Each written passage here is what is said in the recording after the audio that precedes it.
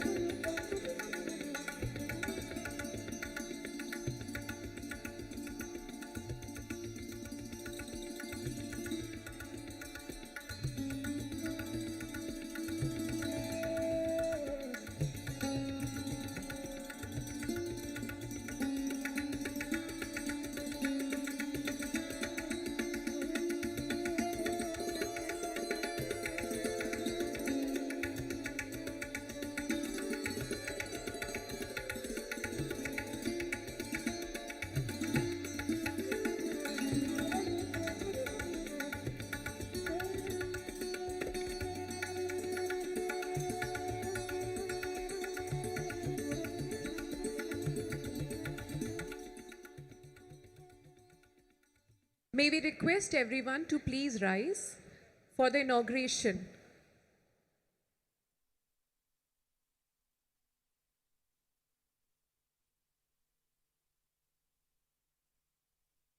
Honorable Prime Minister will unveil the plaque to mark the dedication to the nation of the security educational ecosystem.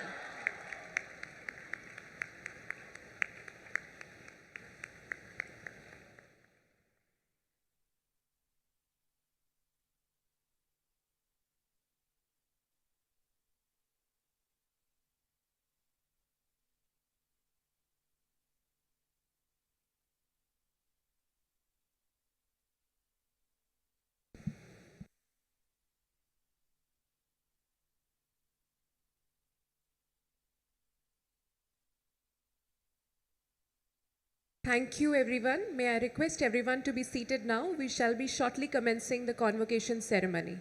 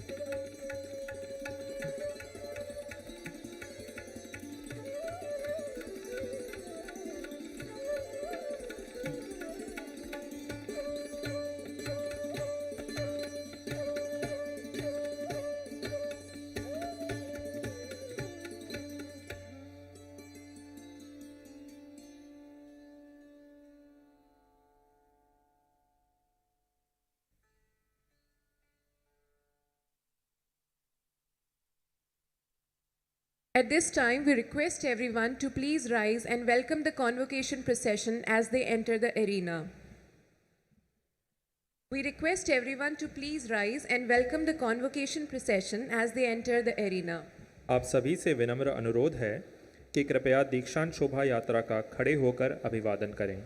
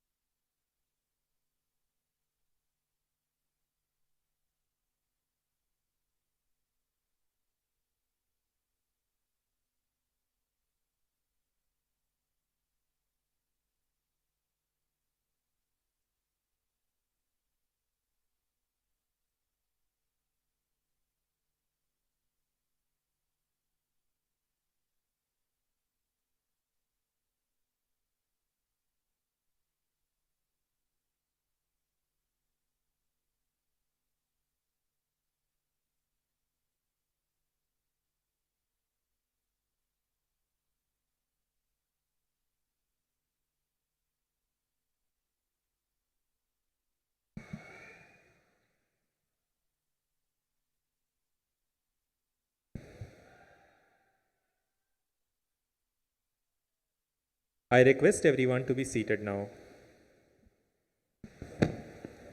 A very good afternoon to all the dignitaries on the dais, off the dais, special invitees, graduating students, parents, and members of RRU family. I, Harsha Rajvanshi, along with my colleague Mohit Charan, welcome you all to the dedication of RRU to the nation and to its first convocation ceremony, which will witness the conferment of degrees of PhD, MPhil, Masters, PG Diploma, Bachelors, and Diplomas for the batches of academic year 2018, 2019, 2020, and 2021. We are especially delighted that alumni from other batches are also present to grace the occasion. It is our honor and privilege to have with us Shri Narendra Modi, Honorable Prime Minister of India, as the chief guest. We are honored to have with us Shri Acharya Devvrat, Honorable Governor of Gujarat, as distinguished guest of honor. We are delighted to have Shri Amit Shah, Honorable Union Home Minister and Minister of Cooperation, who is presiding over the ceremony.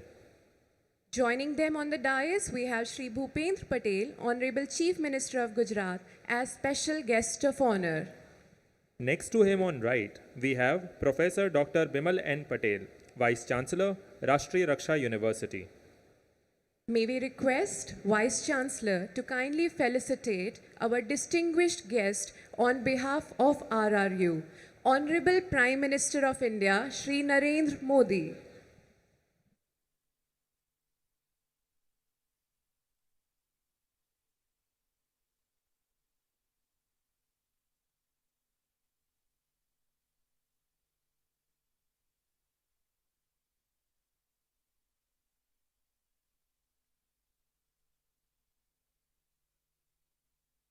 Honorable Governor of Gujarat, Shri Acharya Devvrat.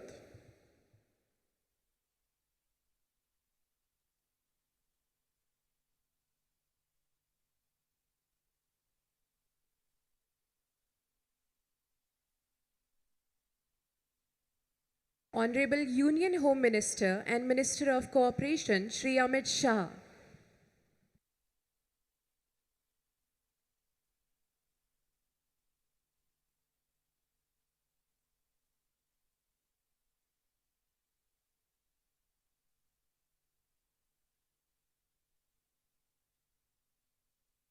Honorable Chief Minister of Gujarat, Shri Bhupendra Patel.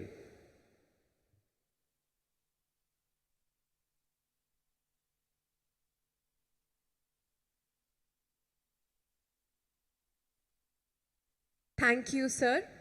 RRU is a pioneering security and police university with a mission to emerge as a premier center of knowledge for global and national stakeholders. It seeks to contribute to India's vision of peaceful, prosperous, and stable world order based on rule of law. Spread over 230 acres with growing innovation, technology, and research culture, RRU campus and infrastructure aim to offer best opportunities to participants and students for their professional growth and advancement. Today, RRU takes pleasure in addressing such an august gathering on this historic occasion.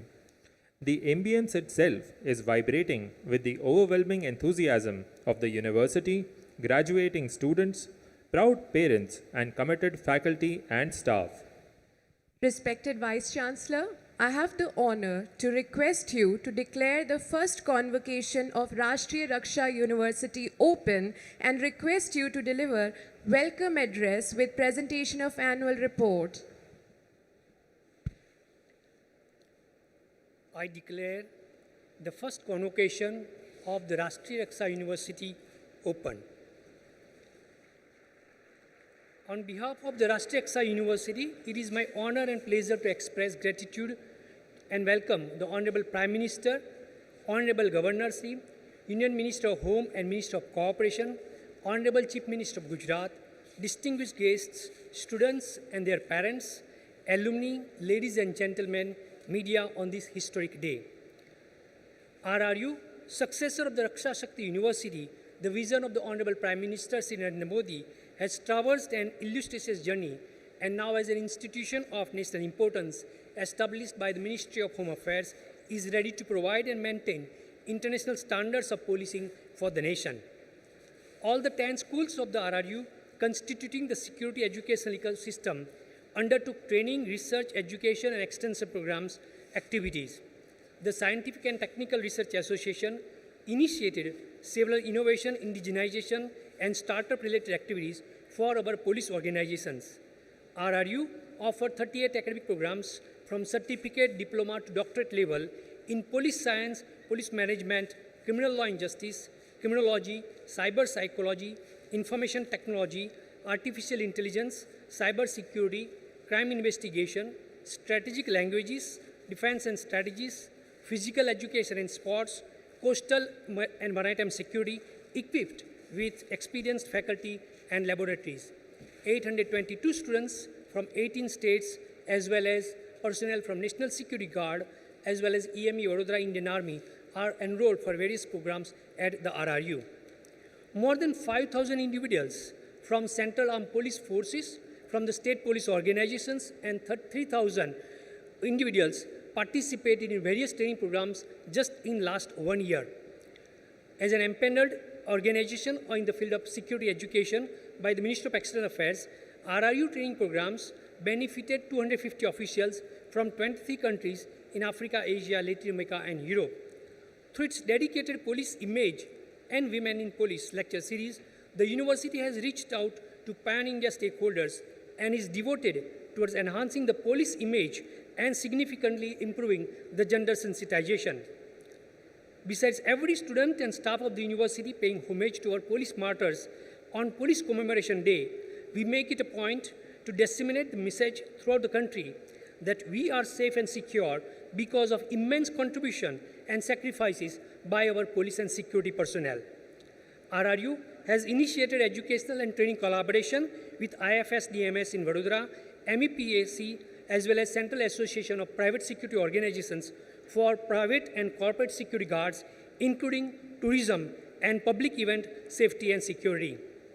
RRU aims to provide to the nation a large pool of skilled, trained manpower with the discipline and high moral values for the security forces, catering the upskilling needs of our current personnel, and providing reskilling platform for our retiring servicemen and women. Starting from the age of 16 years, including the NCC cadets, whoever wants to join police organizations and security forces will find state-of-art, tailor-made educational and training opportunities at RRU. All these have been possible due to the generous assistance of the government of Gujarat since the establishment of RRCU in 2010. I am equally grateful to my predecessor Director Generals, Sri Mathur, Sri Singh and Sri Sahai for their contribution to what we are witnessing today. My faculty and staff and everyone associated with the university are committed to serve the cause of Atma Surakshit Bharat for what our great civilization has been striving for, namely Vasudhaiva Kutumbakam. I and my family wish all graduating students professionally, personally and socially enriching life, and may Almighty God's knowledge and kindness blessings be always with you and your near and dear ones. Jai Hind. Thank you sir. एक संस्कार युक्त जीवन निर्माण में एक अच्छे सकारात्मक पथ प्रदर्शक की उपस्थिति अत्यंत महत्वपूर्ण होती है। हम सभी दीक्षांत समारोह के अध्यक्ष मंचा सिंह, श्रद्धेय श्री अमित शाह, माननीय गृह मंत्री एवं भारत के प्रथम सहकारिता मंत्री की उपस्थिति से अभिभूत हैं। माननीय अध्यक्ष महोदय जी, आपसे विनम्र अनुरोध है कि कृपया अपने अध्यक्षीय उद्बोधन से देश की युवा शक्ति को ऊर्जा एवं प्रेरणा प्रदान करें। Ladies and gentleman, honourable union home minister.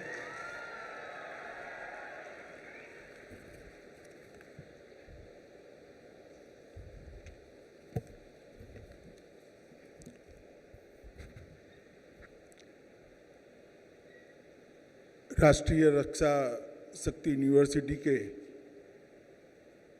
लोकार्पण और राष्ट्रीय रक्षा यूनिवर्सिटी के प्रथम दीक्षांत समारोह में उपस्थित भारत के प्रधानमंत्री श्रीमान नरेंद्र मोदी जी,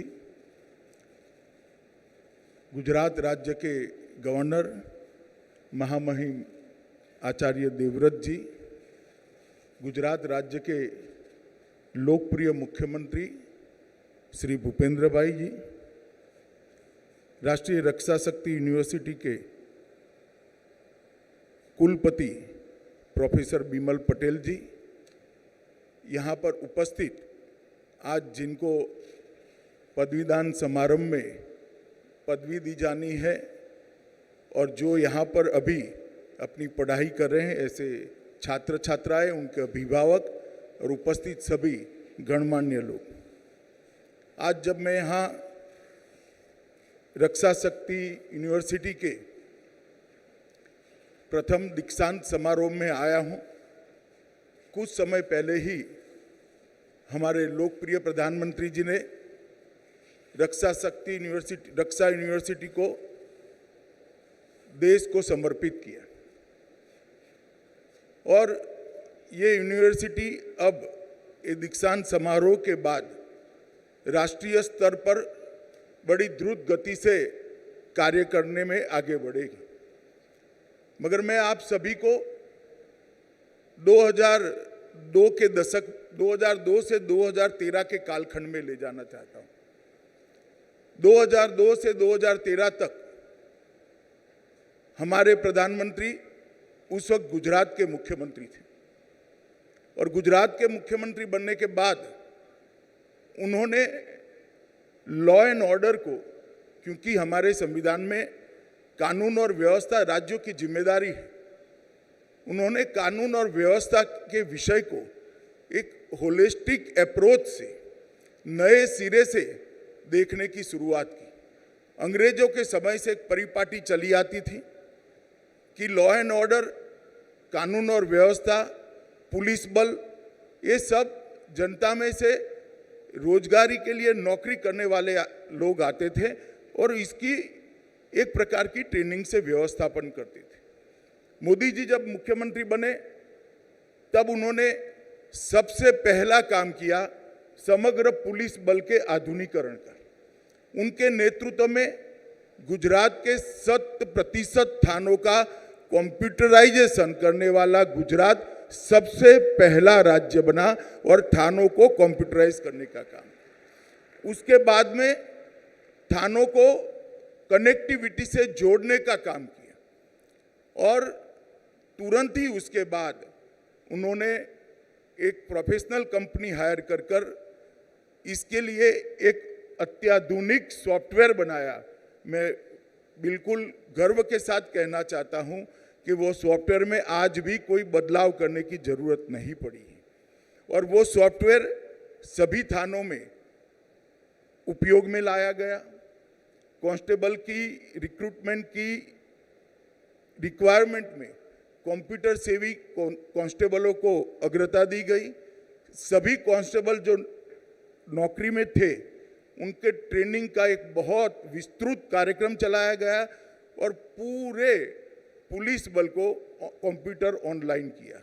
उसके बाद में जेल और फॉरेंसिक साइंस यूनिवर्सिटी को भी, फॉरेंसिक साइंस लैब को भी इसके साथ जोड़ने का काम किया और ये 3 समाप्त होने के बाद 3 बड़े इनिशिएटिव लिए। एक सबसे अच्छी, देश में सबसे अच्छी लॉ यूनिवर्सिटी बनाने का काम हमारे उस वक्त के मुख्यमंत्री और आज के प्रधानमंत्री जी ने गुजरात के अंदर किया। गुजरात नेशनल लॉ यूनिवर्सिटी बनाई। ये रक्षा शक्ति यूनिवर्सिटी भी उसी वक्त सोची गई और इसके साथ साथ फॉरेंसिक साइंस यूनिवर्सिटी अपने आप में समग्र विश्व में फॉरेंसिक साइंस के ही विषय को पढ़ाने वाली, इस पर रिसर्च करने वाली और इसकी सारे सवालों का जवाब ढूंढने वाली university Gujarat forensic science university बनाने का काम किया। एक प्रकार से देखें तो कानून और व्यवस्था के साथ जुड़े हुए तीनों पहलू को इन्होंने ट्रेनिंग के साथ यूनिवर्सिटी बनाकर उसकी ट्रेनिंग के साथ शुरू से ही युवा मुझे इस क्षेत्र में अपनी करियर बनानी है, इस क्षेत्र में कंट्रीब्यूट करना है, इस प्रकार की सुविधा गुजरात में उपलब्ध कराई। दो प्रकार से लोग काम कर सकते हैं, एक तो कई जगह एग्जाम देते हैं, कहीं सिलेक्ट हो जाते हैं और जहां सिलेक्ट होते हैं वहां काम करते हैं, और दूसरा तरीका है कि युवा बच्चा तय कर ले कि मुझे देश के सुरक्षा के क्षेत्र में ही जाना है, मुझे फॉरेंसिक साइंस के क्षेत्र में ही जाना है, मुझे कानून की ही सेवा करनी है, और उसकी ट्रेनिंग ही इस प्रकार से हो और बाद में वो कंट्रीब्यूटर तय नाते आए, सिर्फ नौकरी करने के लिए लिया है, सिर्फ जॉब करने के लिए ना है। ये बहुत बड़ा व्यवस्था परिवर्तन मोदी जी ने उस वक्त गुजरात के अंदर किया था और देश भर के सामने एक मॉडल प्रस्तुत किया था कि अगर बच्चों की ट्रेनिंग ही एक क्षेत्र विशेष के लिए की जाती है तो तज्ञ यहीं से उभरेंगे, यहीं से बनेंगे और उस क्षेत्र को कंट्रीब्यूट करेंगे। और उस वक्त मैं आपको बताता हूं कि ये तीनों चीजें समाप्त होने के बाद, आधुनिकीकरण होने के बाद, कंप्यूटराइजेशन होने के बाद, गुजरात पुलिस का सजा कराने का दर जो था उसको 2 सिद्धि के दर में 22% की वृद्धि सिर्फ 3 साल के अंदर दर्ज की गई। 2012 में 22% की वृद्धि को हम प्राप्त कर पाए थे। तो इसकी सबसे पहली शुरुआत, चाहे रिसर्च एंड डेवलपमेंट हो, यहाँ से एक्सपर्ट बाहर निकलने हो, या यहाँ से कंट्रीब्यूट करने वाले सरकारी कर्मयोगी बाहर निकालने हो, इसकी सबसे पहली शुरुआत देश के प्रधानमंत्री जी ने की थी। जब प्रधानमंत्री जी को देश की जनता ने मौका दिया कि वो समग्र देश की सेवा करे, देश के प्रधानमंत्री बने, देश के हर क्षेत्र के अंदर, चाहे अर्थतंत्र हो, चाहे इंफ्रास्ट्रक्चर हो, चाहे रेगुलेशन लाने हो, चाहे देश की बाह्य सुरक्षा हो, चाहे देश की आंतरिक सुरक्षा हो, प्रधानमंत्री जी ने एक अलग दृष्टिकोण के साथ बनी हुई परिपाटियों को तोड़कर आज जो रिक्वायरमेंट है, आज जो जरूरियात है, इसके हिसाब से बदलाव को लाने का प्रयास किया। और राष्ट्रीय रक्षा यूनिवर्सिटी भी इसी का एक उदाहरण है। नेशनल फॉरेंसिक साइंस यूनिवर्सिटी भी बन गई है और राष्ट्रीय रक्षा शक्ति यूनिवर्सिटी भी बन गई है। आज मुझे आनंद है कि राष्ट्रीय रक्षा शक्ति यूनिवर्सिटी अनेक क्षेत्र के अंदर रिसर्च एंड डेवलपमेंट से लेकर अनेक संस्थाओं के साथ जुड़कर उनकी जरूरियातों को एक अच्छा गाइडेंस देने का काम कर रही है। और मैं आपको बता सकता हूं कि आने वाले कुछ ही समय में राष्ट्रीय रक्षा शक्ति यूनिवर्सिटी अपना व्याप बहुत तेजी से बढ़ाने जा रही है। जैसे नेशनल फॉरेंसिक साइंस यूनिवर्सिटी ने 7 राज्यों की सरकारों के साथ MOU कर 3 राज्यों के अंदर नेशनल फॉरेंसिक साइंस यूनिवर्सिटी के कैंपस खोलने का काम समाप्त कर दिया है। इसी प्रकार से राष्ट्रीय रक्षा शक्ति यूनिवर्सिटी भी अब तेजी से सभी क्षेत्रों में जाकर अपना एक कैंपस कम से कम खुले क्षेत्रवार, इसकी चिंता करेगी। और लॉ एंड ऑर्डर संभालने के लिए 3 जो रिक्रूटमेंट के स्टेज हैं, कांस्टेबल लेवल पर, PSI लेवल पर और DYSP लेवल पर, ये तीनों क्षेत्रों में उस क्षेत्र में काम करने वाले बच्चे को पहले से ही प्रोफेशनल ट्रेन कर उसको सरकारी कर्मी नहीं, जो मोदी जी की कल्पना है, इस प्रकार का कर्मयोगी बनाने के लिए एक अच्छा एटमॉस्फेयर और अच्छा इंफ्रास्ट्रक्चर दोनों उपलब्ध कराएगी। मित्रों, इस क्षेत्र के अंदर आमूलचूल परिवर्तन तभी आ सकता है कि क्षेत्र के अंदर प्रोफेशनलिज्म भी हो और इस क्षेत्र में काम करने का गौरव भी कर्मयोगी के अंदर, सरकारी कर्मचारी के अंदर हो। मैं मानता हूं रक्षा शक्ति यूनिवर्सिटी इसके लिए बहुत अच्छा एटमॉस्फेयर सबको यहाँ से उपलब्ध कराएगी। 2018 के से लेकर आज तक की 5 बैचेस के 1091 छात्रों को आज पदवी मिलने जा रही है। मैं सभी को भी कहूँगा कि आप इस क्षेत्र को जब पसंद किए हैं तब बहुत सारी ऐसी चीज़ें हैं, टेक्नोलॉजी लाने से लेकर R&D से लेकर ट्रेनिंग तक की, इस सब में आप कहीं ना कहीं कंट्रीब्यूट करेंगे। आज आपको पदवी ऐसे व्यक्ति की उपस्थिति में, ऐसे व्यक्ति के हाथ से मिलने जा रही है जिनको न केवल देश, पूरी दुनिया अपना नेता भी मानती है और हर क्षेत्र में मोदी जी के विचार क्या है वो सुनने के लिए लालायित भी रहती है। तो आप सभी लोग उस दृष्टि से भी बहुत भाग्यवान हो। और जो बच्चे यहाँ पर अभी पढ़ रहे हैं, जो छात्र पढ़ रहे हैं, इनको भी मैं कहना चाहूँगा कि क्षेत्र के अंदर मन के साथ काम कर कर देश की कानून और व्यवस्था को ठीक करना, आंतरिक सलामती को ठीक करना, ये हम सभी का उद्देश्य होना चाहिए। और एक दृष्टि से राष्ट्रीय रक्षा यूनिवर्सिटी का एक बहुत बड़ा कंट्रीब्यूशन देश में ये भी रहने वाला है कि हमारे संविधान ने संघीय ढांचे को स्वीकार किया है और हमारे संविधान ने कानून और व्यवस्था को स्टेट के सब्जेक्ट में इंगित किया है। तो हर राज्य अपने पुलिस बल की अपने अपने तरीके से ट्रेनिंग भी करते हैं और कार्य पद्धति भी बनाते हैं। राष्ट्रीय रक्षा शक्ति यूनिवर्सिटी के तत्वाधान में जब पूरे देश भर में इसके कैंपस खुलेंगे और यहाँ से ट्रेन हुए बच्चे पुलिस बल में भी जाएंगे, अलग अलग क्षेत्र में भी जाएंगे, एक्सपर्ट के नाते पुलिस की सपोर्टिव सिस्टम को भी काम करेंगे, तब अपने आप पूरे देश के पुलिस बल का एक वाक्यता लाने का काम भी राष्ट्रीय रक्षा शक्ति यूनिवर्सिटी कर सकती है। ये बहुत बड़ी संभावना पड़ी है और मुझे विश्वास है विमल भाई के नेतृत्व में इसका राष्ट्रीय सेप हम बहुत जल्दी ले लेंगे और आने वाले दिनों में पूरे देश भर के पढ़ने वाले बच्चों के लिए ऑप्शन ओपन हो जाएगा, इसका मुझे विश्वास है।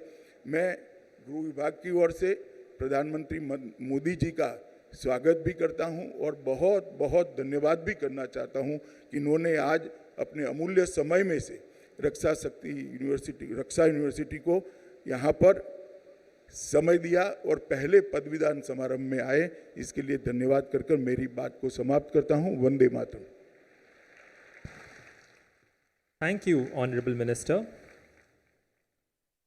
May I now request the Vice Chancellor to commence the proceedings for the conferment of degrees. This convocation of RRU has been called to confer the degrees upon the candidates who in the examinations held for the purpose have been certified to be worthy of the same. Do you sincerely, this convocation of the RRU has been called to confer the degrees upon the candidates who in the examination held for the purpose have been certified in the worthy of the same. Let the candidates for degrees stand forward. I request candidates to please rise. I request all the candidates to please rise. I request all the graduating candidates to please rise at their respective places. I request all the candidates to say with me, do you sincerely promise and declare that if admitted to the degree for which you are candidates and for which you have been recommended, you will in your daily life and consideration conduct yourself as worthy members of this university?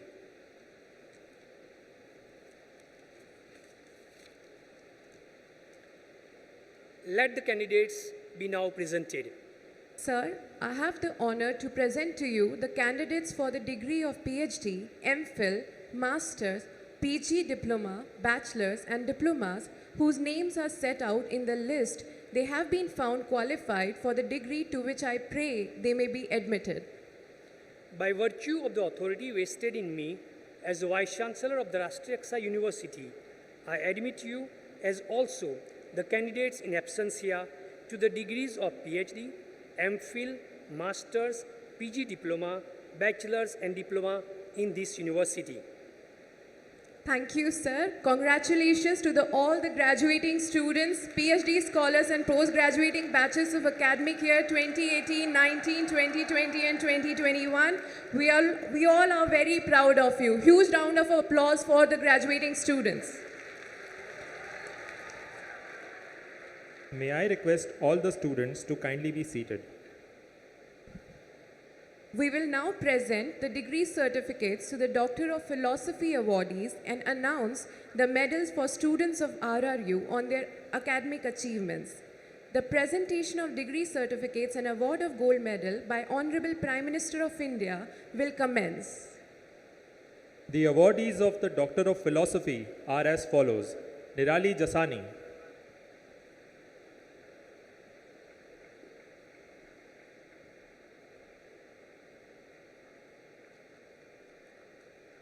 Sumit Chaudhary,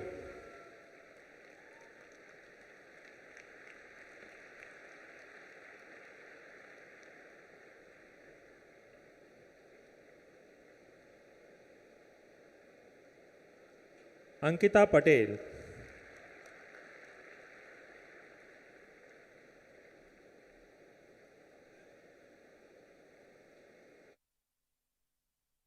Saurabh Singh,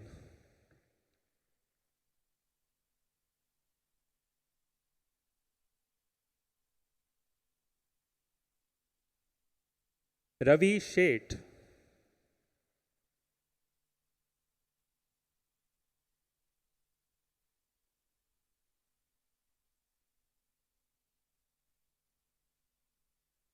Shweta Sharma,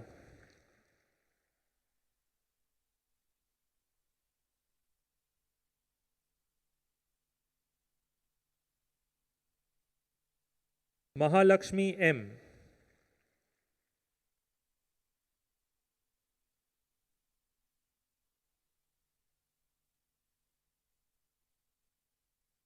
Kalyan Alladi,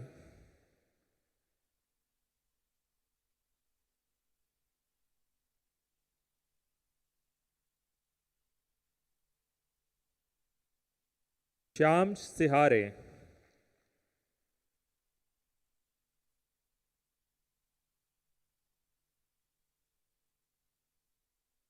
Rakesh Kumar,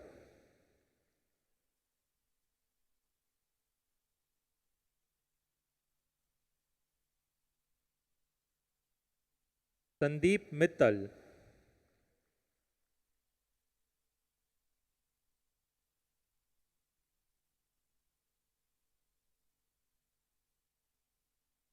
Nilesh Bharne,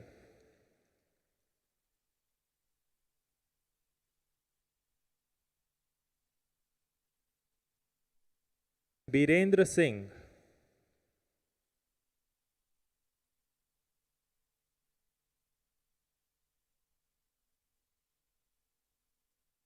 Hitesh Kumar Rose,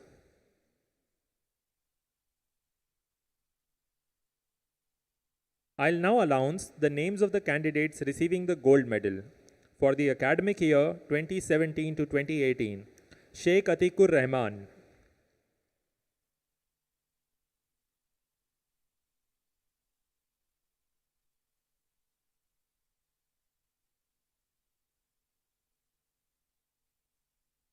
Santosh Dattani,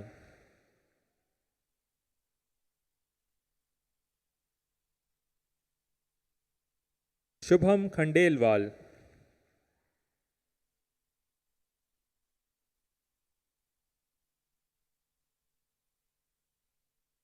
Krunal Jaha,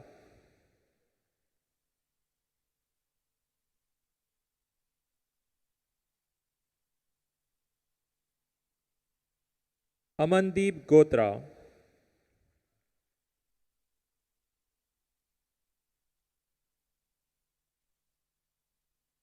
Geetaben Bokharia,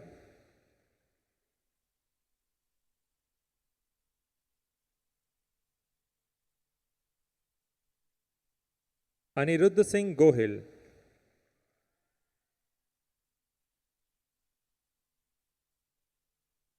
for the academic year 2018 to 2019. Priya Sharma,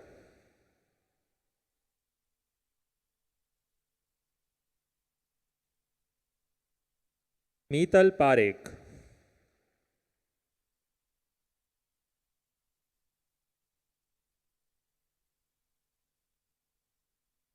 Dhruvisha Ben Tarasaria,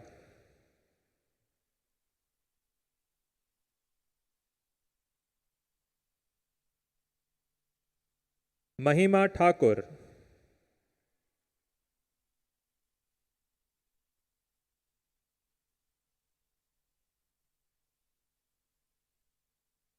Tushar Sheelu,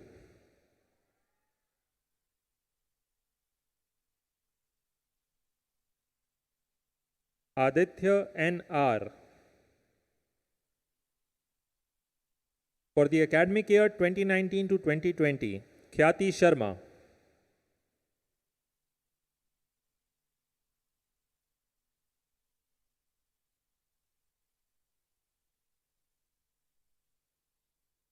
Sagar Kumar Ghodasara.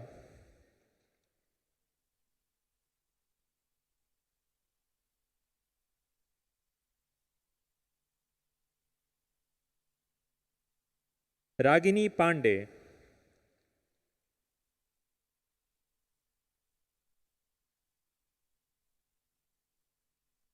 Abhishek Doshi.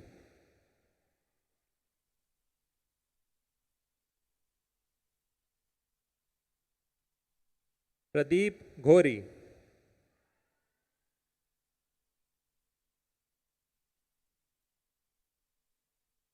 Swathi Priya.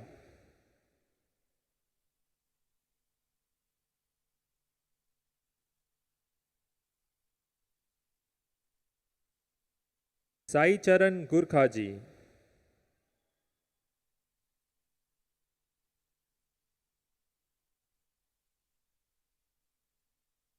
Hetali Lad.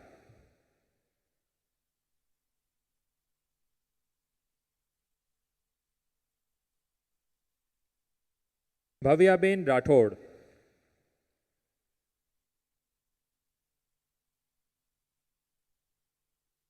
For the academic year 2020 to 2021, Shrimai Puhan.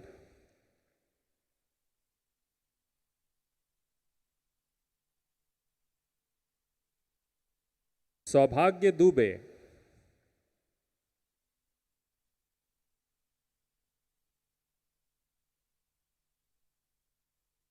Diksha Kathayat.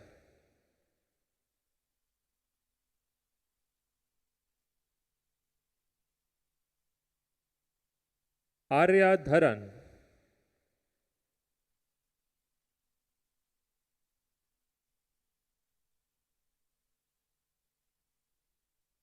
Peenal Mistry.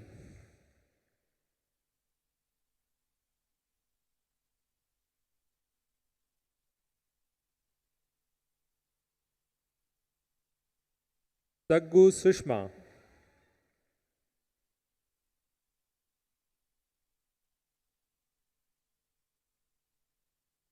Yashvi Chauhan.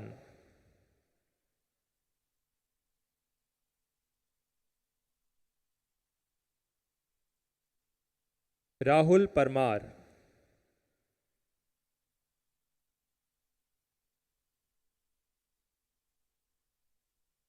Jayesh Kumar Varia.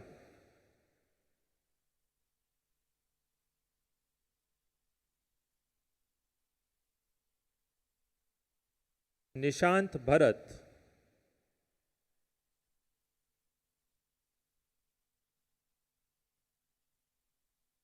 Ranjit Singh Solanki.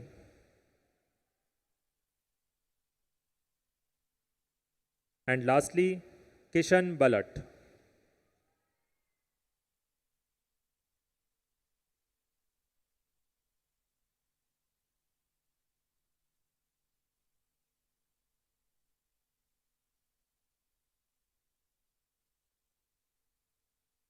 Thank you, Honorable Prime Minister, sir.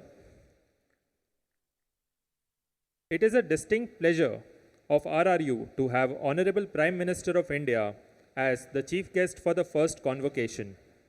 ऐसे महान प्रेरणास्पद व्यक्तित्व की राष्ट्रीय रक्षा विश्वविद्यालय में उपस्थिति हम सबके लिए अत्यंत ही शुभ, आशा, विश्वास और उल्लास का विषय है। मैं माननीय मुख्य अतिथि महोदय श्रद्धेय आदरणीय श्री नरेंद्र मोदी भारत के प्रधानमंत्री से आग्रह करूंगी कि वे अपने आशीर्वचन के द्वारा उपस्थित सभा के माध्यम से देश की संपूर्ण युवा पीढ़ी को संदेश प्रदान कर एवं राष्ट्रीय रक्षा विश्वविद्यालय का राष्ट्रीय समर्पण कर अनुग्रहित करें।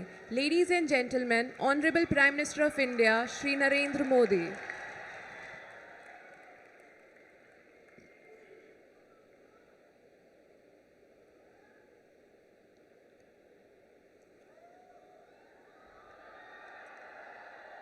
गुजरात के गवर्नर आचार्य देवव्रत जी, गृह मंत्री श्री अमित शाह, मुख्यमंत्री श्री भूपेंद्र पटेल,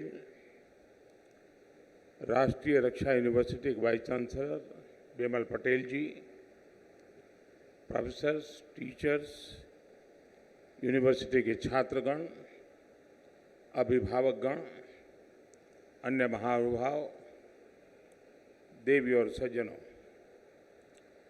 राष्ट्रीय रक्षा यूनिवर्सिटी माना मेरे लिए एक विशेष आनंद का अवसर है।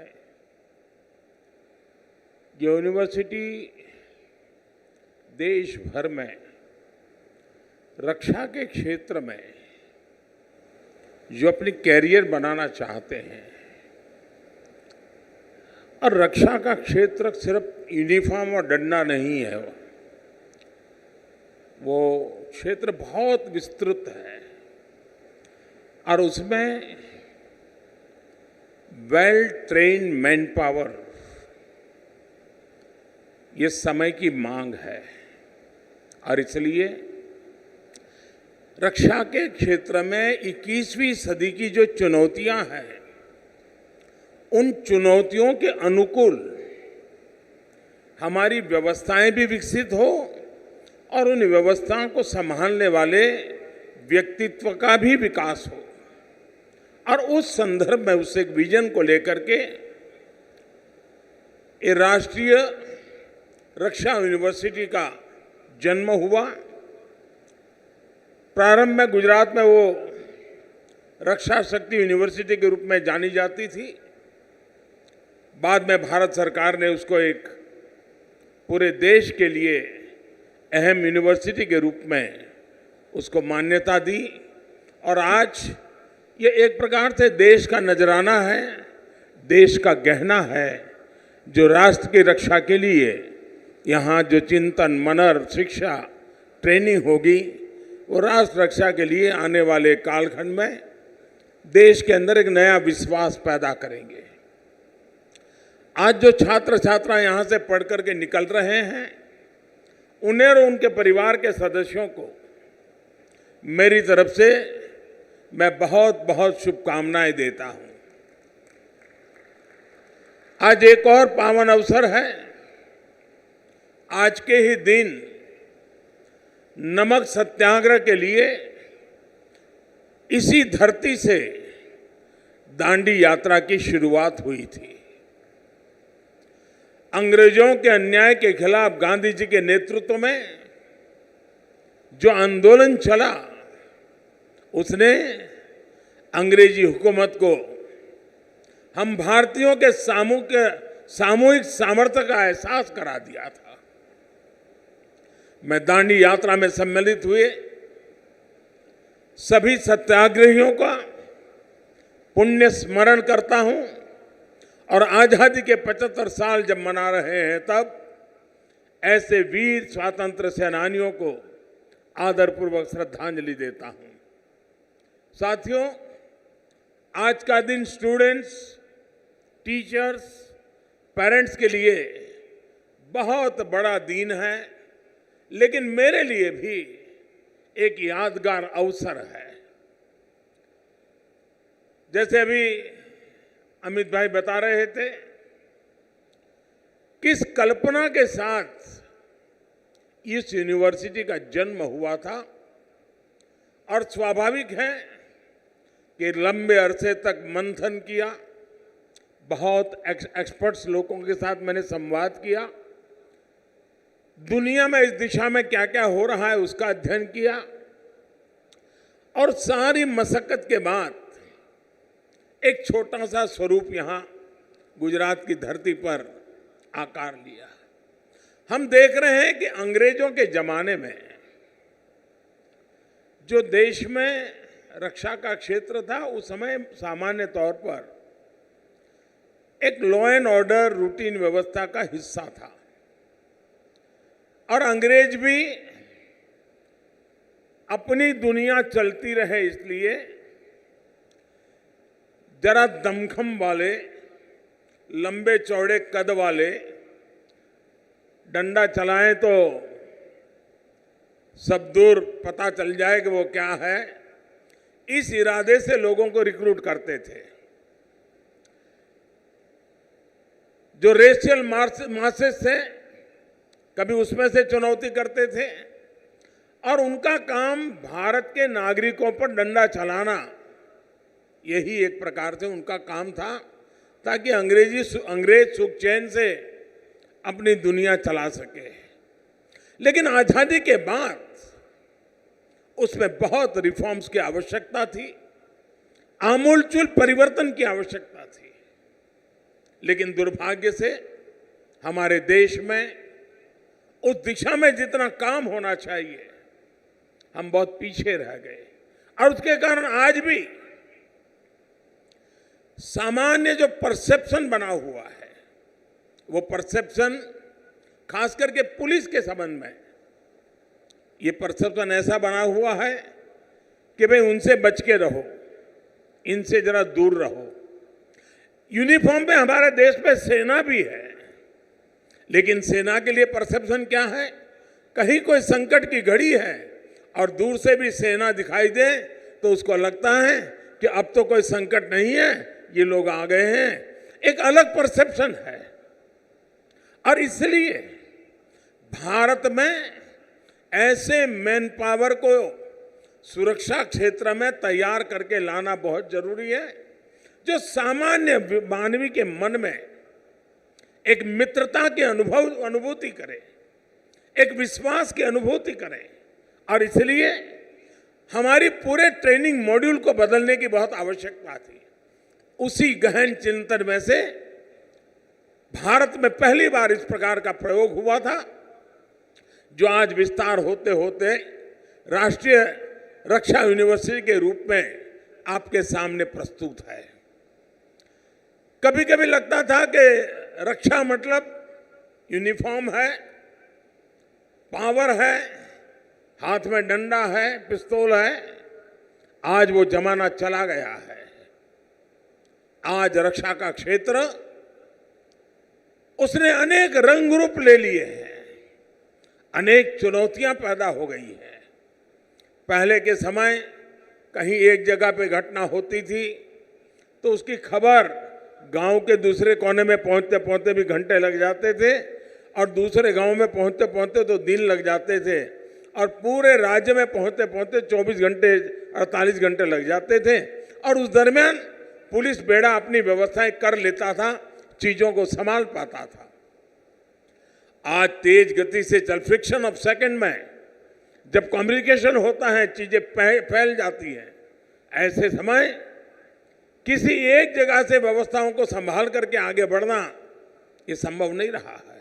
और इसलिए हर इकाई में एक्सपर्टाइज चाहिए, हर इकाई में सामर्थ्य चाहिए, हर इकाई में उस प्रकार के बल चाहिए, तब जाकर के हम स्थितियों को संभाल सकते हैं। और इसलिए संख्या बल से ज्यादा ट्रेन मैन पावर जो हर चीजों को संभाल सके, जो टेक्नोलॉजी को भी जानता हो, जो टेक्नोलॉजी को भी फॉलो करता हो, जो ह्यूमन साइकी भी जानता हो, जो यंग जनरेशन है उसके साथ डायलॉग करने के तौर तरीके जानता हो। कभी कभी कभार बड़े बड़े आंदोलन होते हैं तो उन लीडर्स के साथ डील करना होता है और नेगोशिएशन की कैपेसिटी चाहिए। अगर ट्रेन मैन पावर सुरक्षा के क्षेत्र में नहीं है तो अपना नेगोशिएशन की कैपेसिटी गंवा देता है और उसके कारण बनी हुई बाजी आखिरी मौके पर कभी कभी बिगड़ जाती है, एक आध शब्द के कारण बिगड़ जाती है। कहने का मेरा तात्पर्य यह है कि लोकतंत्र व्यवस्थाओं के अंदर जनता जनार्दन को सर्वोपरि मानते हुए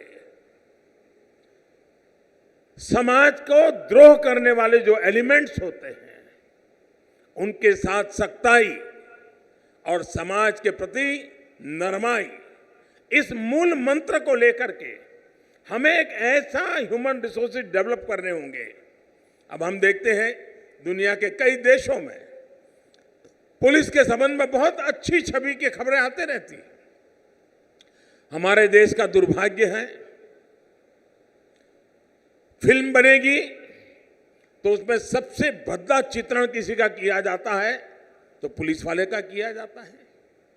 अखबार अगर भरे पड़े देखें तो उसमें भी भद्दे से भद्दा किसी का चेहरा बना दिया जाता है तो पुलिस वाले का बना दिया जाता है।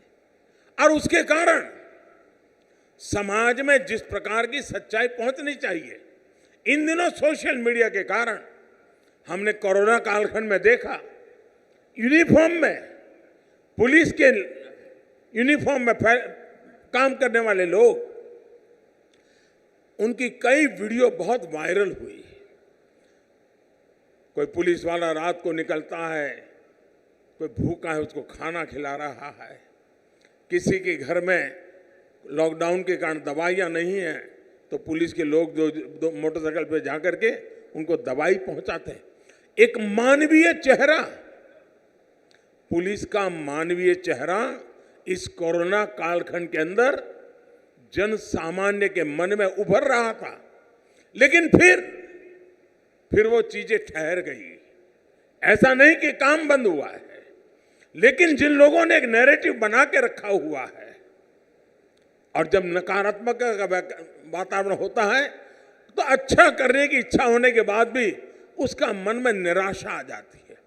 ऐसे विपरीत वातावरण में आप सब नौजवान तय करके घर से निकले हैं, आपके अभिभावक ये तय कर करके आपको यहां भेजा है कि कभी न कभी आप सामान्य मानवीय के हकों की रक्षा, सामान्य मानवीय की सुरक्षा की चिंता, समाज जीवन के अंदर सुख चैन का वातावरण बना रहे उसकी चिंता, सामान्य समाज जीवन के अंदर एकता और सद्भावना बनी रहे, हर कोई अपना जीवन बड़े उमंग और उत्साह के साथ यापन कर सके, समाज जीवन के छोटे मोटे उमंग उत्साह के प्रसंग बड़े आनंद और गौरव के साथ होते चले, इस भूमिका के साथ समाज जीवन में हम अपनी भूमिका कैसे अदा कर सके। और इसलिए अब सिर्फ कद काठी के आधार पर सुरक्षा वाले देश की सेवा कर पाएंगे, वो एक सीमित तक सही है, लेकिन एक बहुत बड़ा क्षेत्र बन गया है जहां पर हमें ट्रेन मैन पावर की जरूरत पड़ेगी। आज का जो जमाना है, परिवार छोटे होते गए हैं। पहले तो क्या था, पुलिस वाला भी एक्स्ट्रा ड्यूटी करके थक करके घर जाता था तो एक बड़ा संयुक्त परिवार होता था, तो माँ संभाल लेती थी, पिताजी संभाल लेते थे, दादा दादी कभी घर में है तो संभाल लेते थे, कोई भतीजा संभाल लेता था, बड़े भाई साहब घर में है तो वो संभाल लेते, भाभी जी होती तो वो संभाल लेती थी। वो मन से हल्का हो जाता था और दूसरे दिन तैयार होके चला जाता था। आज माइक्रो फैमिली हो रहे हैं, जवान कभी 6 घंटे नौकरी, कभी 8 घंटे, कभी 12 घंटे, कभी 16 घंटे, और बड़ी विपरीत परिस्थिति में नौकरी करता है, फिर घर जाएगा, घर में तो कोई है ही नहीं, सिर्फ खाना खाओ, कोई पूछने वाला नहीं, माँ बाप नहीं है, कोई चिंता करने वाला एक अलग व्यक्तित्व नहीं है। ऐसे समय स्ट्रेस की अनुभूति हमारे सुरक्षा बल के क्षेत्रों के सामने एक बहुत बड़ी चुनौती बनती है। परिवार जीवन की कठिनाइयाँ, काम करते समय करनी पड़ती कठिनाइयाँ, उसके मन पर एक बहुत बड़ा स्ट्रेस रहता है। ऐसे समय में स्ट्रेस फ्री एक्टिविटी की ट्रेनिंग ये आज सुरक्षा क्षेत्र के लिए आवश्यक हो गई है, और उसके लिए ट्रेनर्स की आवश्यकता हो गई है। ये रक्षा शक्ति यूनिवर्सिटियां जो हैं, वे इस प्रकार के ट्रेनर भी तैयार कर सकते हैं जो शायद यूनिफॉर्म के काम में नहीं होंगे, लेकिन यूनिफॉर्म वालों को मन से मस्त रखने का काम यहां से ट्रेन होकर के लोग कर सकते हैं। आज सेना में भी बहुत बड़ी मात्रा में योगा टीचरों की जरूरत पड़ रही है। आज पुलिस बेड़े में भी बहुत बड़ी मात्रा में योगा और रिलैक्सेशन टेक्निक वाले टीचर्स की आवश्यकता लगी है। ये दायरा भी रक्षा क्षेत्र का अंदर आएगा। उसी प्रकार से टेक्नोलॉजी एक बहुत बड़ी चुनौती है, और मैंने देखा है कि अगर एक्सपर्टाइज नहीं है तो हम समय पर जो करना चाहिए वो नहीं कर पाते हैं, देर हो जाती है।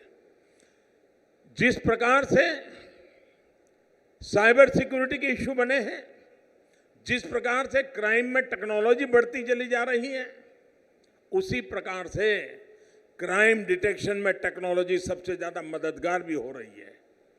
पहले के समय में कहीं चोरी हो जाए तो चोर को पकड़ने में लंबा समय लग जाता था, लेकिन आज कहीं सीसीटीवी कैमरा होगा, सीसीटीवी कैमरा के फुटेज देख लीजिए तो फिर पता चलता, हाँ ये व्यक्ति बड़ी आशंका से जा रहा है, पहले इस मोहल्ले में गया, फिर इस मोहल्ले में गया। आप लिंक बिठा दें और आपके पास आर्टिफिशियल इंटेलिजेंस का नेटवर्क है तो बड़ी आसानी से एक व्यक्ति को ट्रेस करके आप ढूंढ सकते हैं कि यहाँ से निकला था, यहाँ आया था और यहाँ पर उसने कानून के विरुद्ध में काम किया है, पकड़ा जाता है। तो जैसा क्रिमिनल वर्ल्ड टेक्नोलॉजी का उपयोग कर रही है, वैसे सुरक्षा बलों के लिए भी टेक्नोलॉजी एक बहुत बड़ा सशक्त हथियार आया है। लेकिन सही लोगों के हाथ में सही हथियार और समय पर काम करने का सामर्थ्य ट्रेनिंग के बिना संभव नहीं है। और मैं मानता हूं कि दुनिया में बड़ी बड़ी घटनाएं, अगर आप इस क्षेत्र में आपके शायद यहां केस स्टडी पढ़ाते होंगे तो उसमें आता होगा कि किस प्रकार से टेक्नोलॉजी का उपयोग करते क्राइम किया जाता है और किस प्रकार से टेक्नोलॉजी के उपयोग से क्राइम डिटेक्ट किया जाता है। ये ट्रेनिंग सिर्फ सुबह परेड करना, फिजिकल फिटनेस, इतने से अब रक्षा क्षेत्र का काम नहीं रहा है। कभी कभी तो मैं सोच रहा हूं मेरे दिव्यांग भाई बहन शायद फिजिकली अनफिट होंगे तो भी अगर रक्षा शक्ति यूनिवर्सिटी में ट्रेन हो जाएंगे तो वे भी रक्षा क्षेत्र अंदर शारीरिक अक्षमता के बाद भी ट्रेनिंग के कारण, मानसिकता के कारण बहुत बड़ा योगदान दे सकते हैं। यानी पूरा दायरा बदल चुका है। हमें इस रक्षा यूनिवर्सिटी के माध्यम से उस दायरे के अनुकूल व्यवस्थाओं को कैसे विकसित करें, उस दिशा में जाना चाहिए। और जैसे अभी गृह मंत्री जी ने बताया कि उस समय एक प्रकार से गांधीनगर आज शिक्षा की दृष्टि से एक बहुत बड़ा वाइब्रेंट एरिया बनता जा रहा है। एक ही इलाके में इतनी सारी यूनिवर्सिटीज और 2 यूनिवर्सिटी हमारे पास ऐसी बनी है इसी धरती पर जो विश्व में सिर्फ पहली यूनिवर्सिटी है। पूरे विश्व में एकमात्र, पूरी दुनिया में कहीं पर भी फॉरेंसिक साइंस यूनिवर्सिटी नहीं है। पूरी दुनिया में कहीं पर भी चिल्ड्रन यूनिवर्सिटी नहीं है। गांधीनगर और हिंदुस्तान अकेला ऐसा है कि जिसके पास ये 2 यूनिवर्सिटीज है। और मैं चाहूंगा उसी प्रकार से नेशनल लॉ यूनिवर्सिटी, यानी क्राइम डिटेक्शन से लेकर के जस्टिस तक ये पूरा जो सिलसिला है उसको हमने समेटा हुआ है। और ये समेटा हुआ भी तब काम आएगा, ये तीनों यूनिवर्सिटीज साइलो में काम करेगी। राष्ट्रीय रक्षा यूनिवर्सिटी अपनी दुनिया चलाए, फॉरेंसिक साइंस यूनिवर्सिटी अपनी दुनिया चलाए, नेशनल लॉ यूनिवर्सिटी अपनी दुनिया चलाए, तो जो परिणाम मुझे लाना है वो परिणाम नहीं आ सकता है।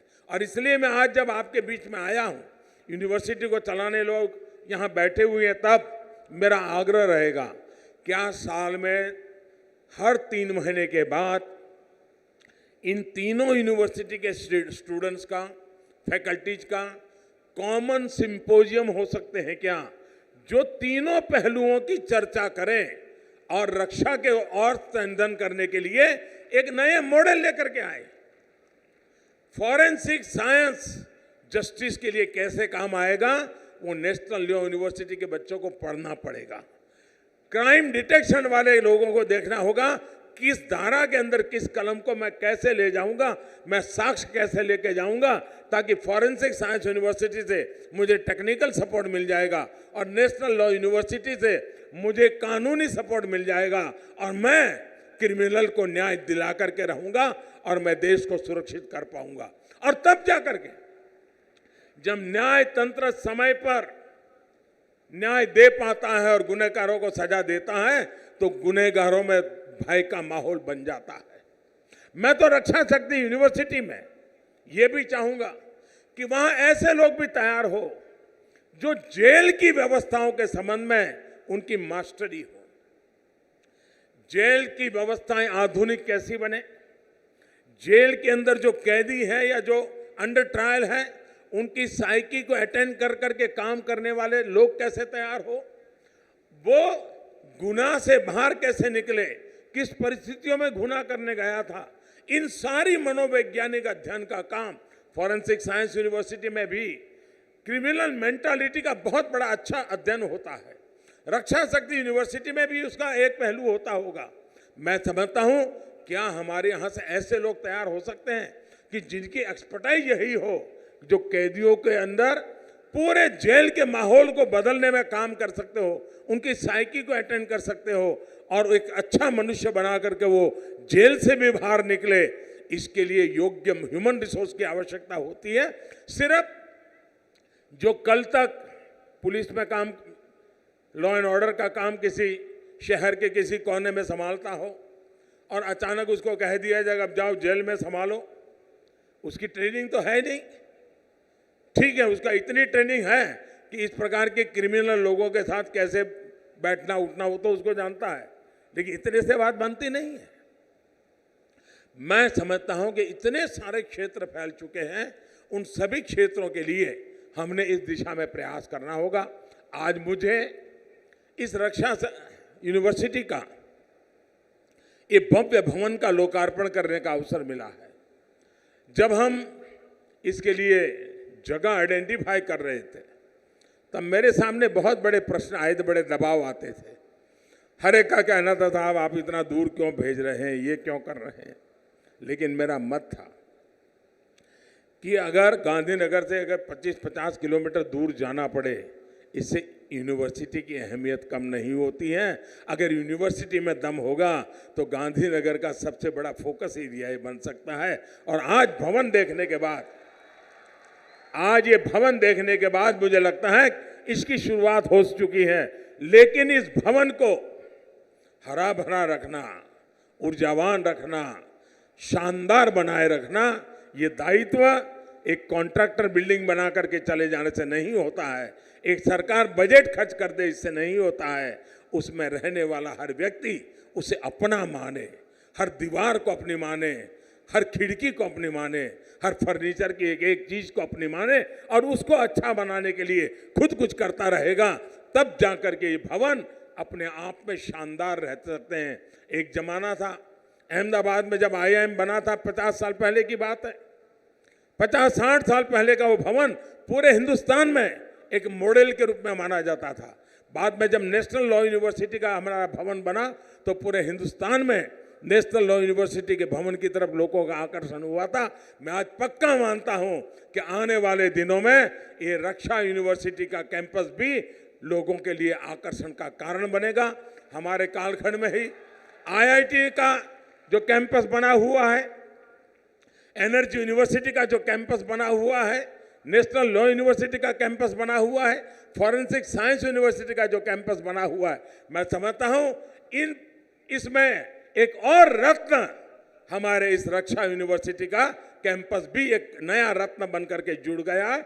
और इसके लिए मैं आप सबको बहुत बहुत बधाई देता हूं और मुझे पूरा विश्वास है कि यहां पर एक नई ऊर्जा, नई उमंग के साथ और देश का जो क्वालिटी, यानी एक प्रकार से सोसाइटी का जो कृमि बच्चे होते हैं, मैं उनसे निमंत्रण देता हूं कि आप इस काम को छोटा मत मानिए।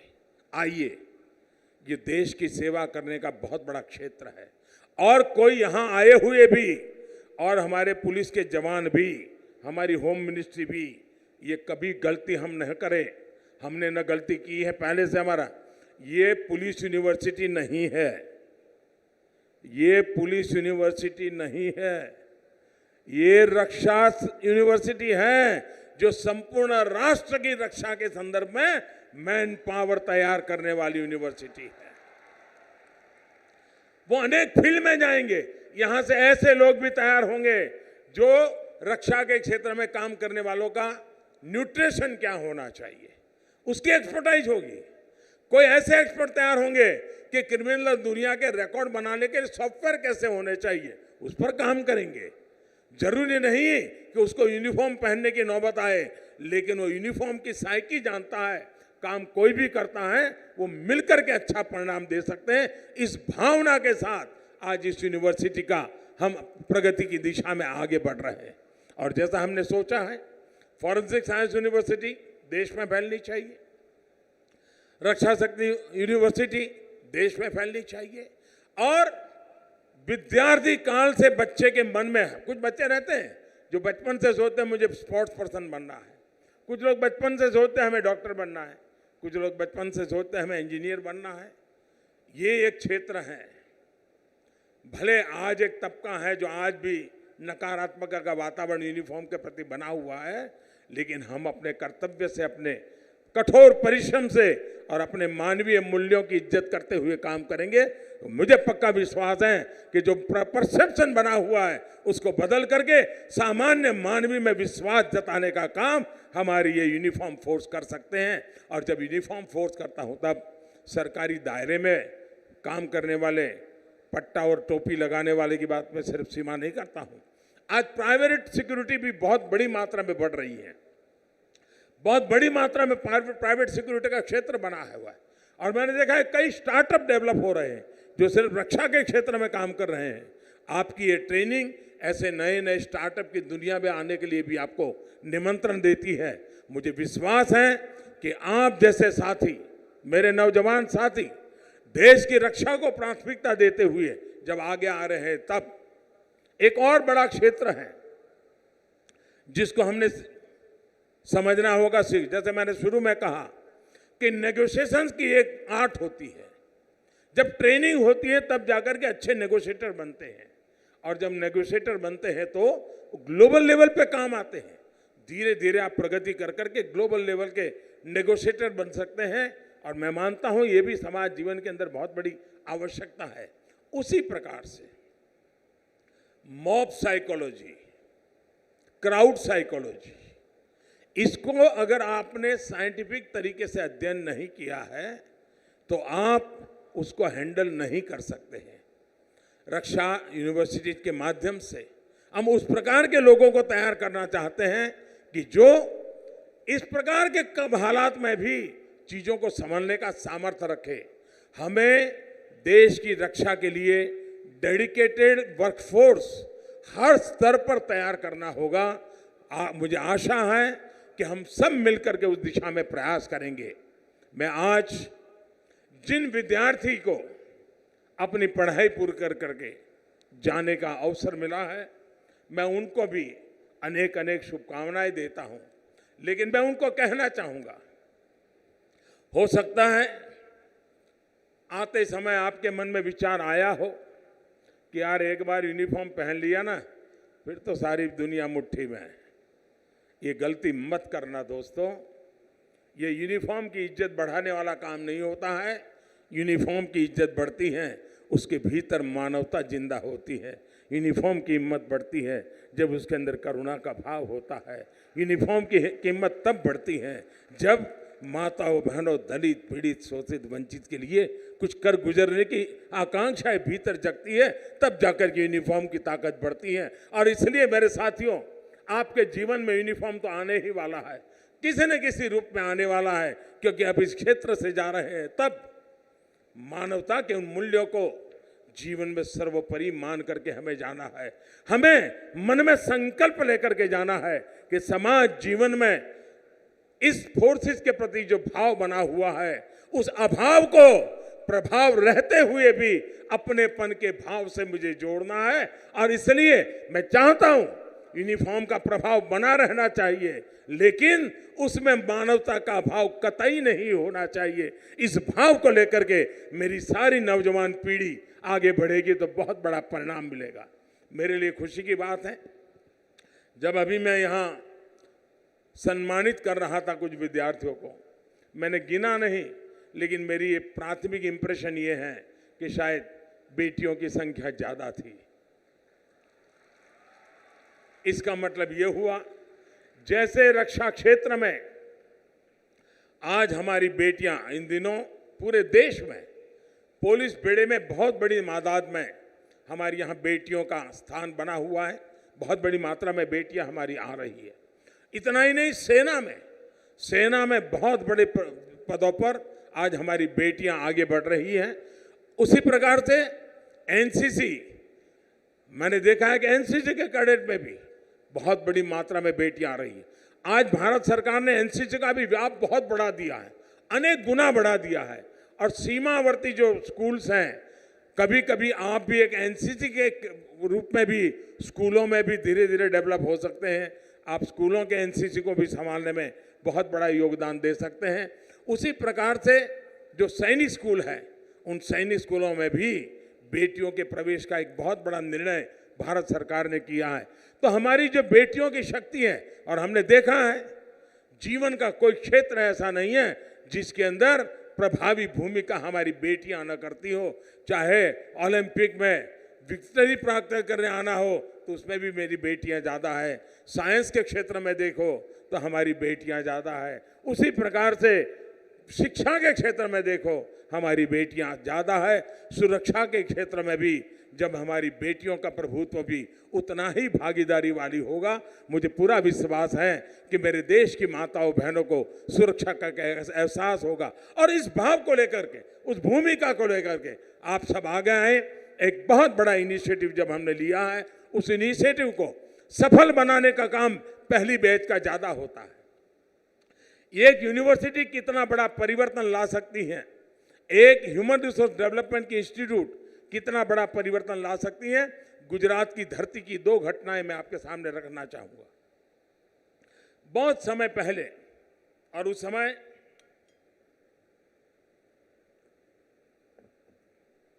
गुजरात में सरकार का रोल नहीं था, लेकिन यहाँ के जो महाजन लोग थे, अहमदाबाद के समाज के जो श्रेष्ठी लोग थे, व्यापारी लोग थे, उन्होंने मिलकर के तय किया कि गुजरात में एक फार्मेसी का कॉलेज होना चाहिए।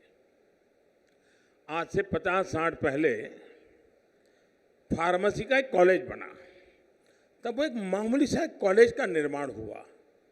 लेकिन आज फार्मास्यूटिकल इंडस्ट्री में अगर गुजरात लीड करता है तो उसका मूल, वो जो एक छोटी सी फार्मेसी कॉलेज बनी थी, उसमें से जो लड़के तैयार हुए थे, आगे चल कर के गुजरात फार्मास्यूटिकल इंडस्ट्री का बहुत बड़ा हब बन गया।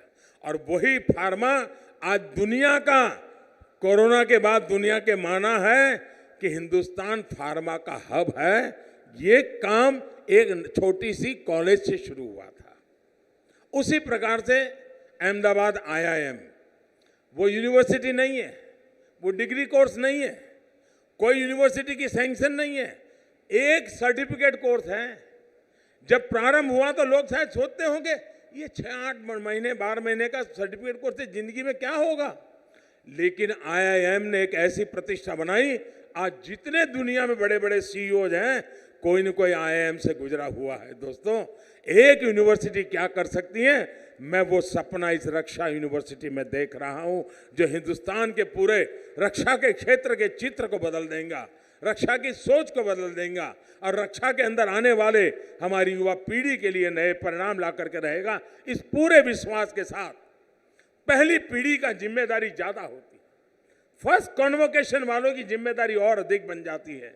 और इसलिए मैं फर्स्ट कॉन्वोकेशन के अंदर जिन लोगों को आज यहां से विदाई मिल रही है, मैं कहता हूं, आप यहां जो कुछ भी पाया है उसको जीवन भर अपना मंत्र बना करके आप देश में इस रक्षा यूनिवर्सिटी की प्रतिष्ठा बढ़ाइए।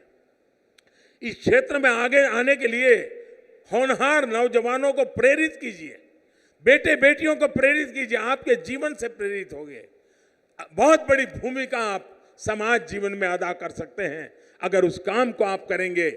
मुझे विश्वास है कि आज़ादी के अमृत महोत्सव में एक ऐसी यात्रा का आरंभ हुआ है, जब देश आज़ादी का 100 साल मनाएगा, तब रक्षा क्षेत्र की पहचान अलग होगी, रक्षा क्षेत्र के लोगों की तरफ देखने का नजरिया बदल गया होगा, और देश का सामान्य से सामान्य नागरिक, चाहे वो सीमा पर प्रहरी होगा या आपके मोहल्ले गली के प्रहरी होगा, एक भाव से देखते होंगे और देश की रक्षा के लिए समाज और व्यवस्था दोनों मिलकर के काम करते होंगे। जब देश आजादी के 100 साल मनाएगा तब उस ताकत के साथ हम खड़े होंगे। इसी विश्वास के साथ मैं सभी नौजवानों को अनेक अनेक शुभकामनाएं देता हूं, उनके परिवारजनों को बहुत बहुत शुभकामनाएं देता हूं। बहुत बहुत धन्यवाद। Thank you, Honorable Prime Minister. May I now request the Vice Chancellor to conclude and declare the convocation closed.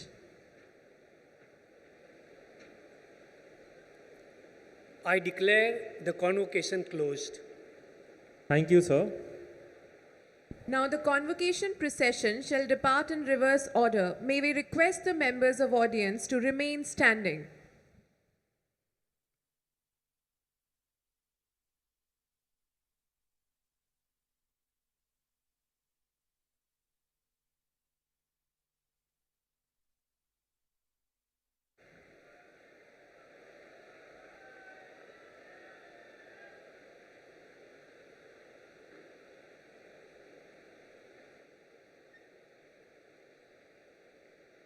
Graduating students, parents and RRU staff is requested to stay back in the central dome as the presentation of degree certificates will begin shortly within 15 minutes.